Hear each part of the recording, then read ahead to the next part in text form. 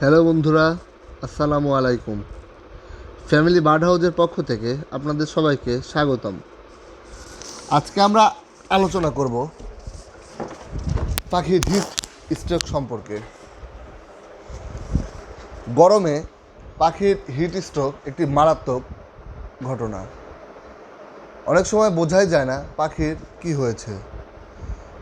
তবে মূল আলোচনায় যাওয়ার আগে আপনারা যদি আমার চ্যানেলে নতুন হয়ে থাকেন তাহলে চ্যানেলটি সাবস্ক্রাইব করে পাশের বেল আইকনটি বাজিয়ে দেবেন।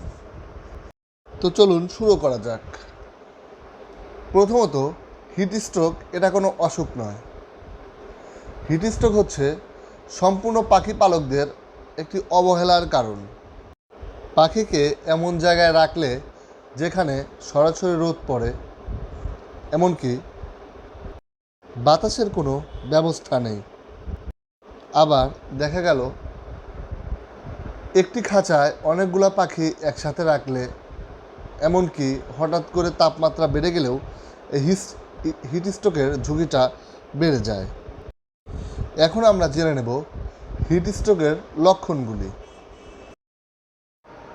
প্রথমে যেটি রয়েছে, 1 নম্বরে পাখি মুখ খুলে শ্বাস প্রশ্বাস নেবে এবং হাঁপাবে। 2 নম্বর, ডানা মেলে দেবে এবং পাখিদের মানুষের মতো কোনো ঘামগ্রন্থি নেই, তাই তারা ডানা উঁচিয়ে ও মুখ দিয়ে শরীরের অতিরিক্ত তাপমাত্রা বের করে দেয়। 3 নম্বর যেটা রয়েছে, পাখি অস্থিরভাবে খাঁচার ভেতরে ছোটাছুটি করবে, দেখে মনে হবে খাঁচা থেকে বের হয়ে চাইছে। 4 নাম্বার যেটা রয়েছে, শেষের দিকে পাখির নড়াচড়া কমিয়ে দেবে এবং তা গ্রিপ করতে পারবে না এবং নিচে পড়ে যাবে। তখন আপনাদের করণীয় কী হবে? এখন আমরা আলোচনা করব করণীয় সম্পর্কে। করণীয় সম্পর্কে আলোচনা করতে গিয়ে প্রথমে যেটি করতে হবে, পাখিকে এমন একটি জায়গায় রাখতে হবে যেখানে পাখির আদর্শ জায়গা।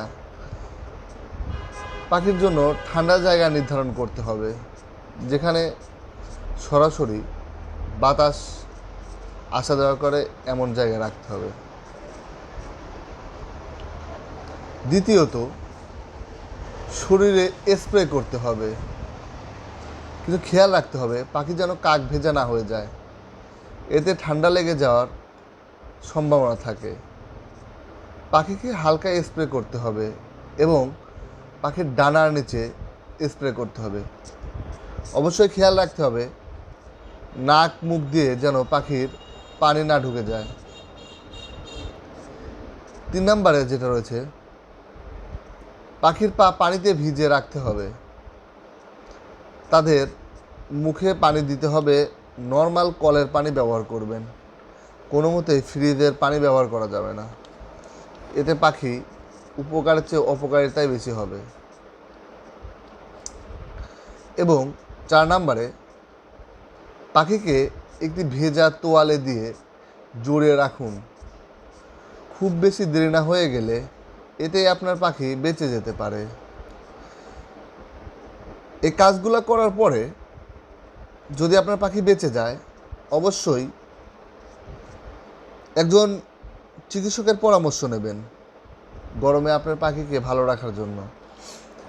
আশা করি যদি আপনারা এগুলো করতে পারেন তাহলে আপনাদের পছন্দের পাখিগুলা ভালো থাকবে। আর এখন যে গরম পড়ছে, আপনার পাখিকে বেশি বেশি শাকসবজি খেতে দিন। এদের ভেজা খাবার দিলে এদের হিট স্ট্রোক করার ঝুঁকিটা অনেক কমে যায়।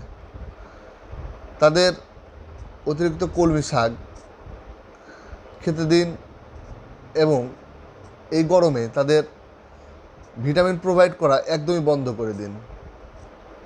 আমি মনে করি পাখিকে এই সময় ব্রিডিং না করানোই উচিত, কারণ ব্রিডিং করাতে গেলেই এদের ওষুধ দিতে হয়, আর এই ওষুধ দেওয়ার ফলেও তাদের শরীরে টেম্পারেচার বৃদ্ধি পায়। টেম্পারেচার বৃদ্ধি পেলে পাখির হিট স্ট্রোকের ঝুঁকি অনেকাংশেই বেড়ে যায়।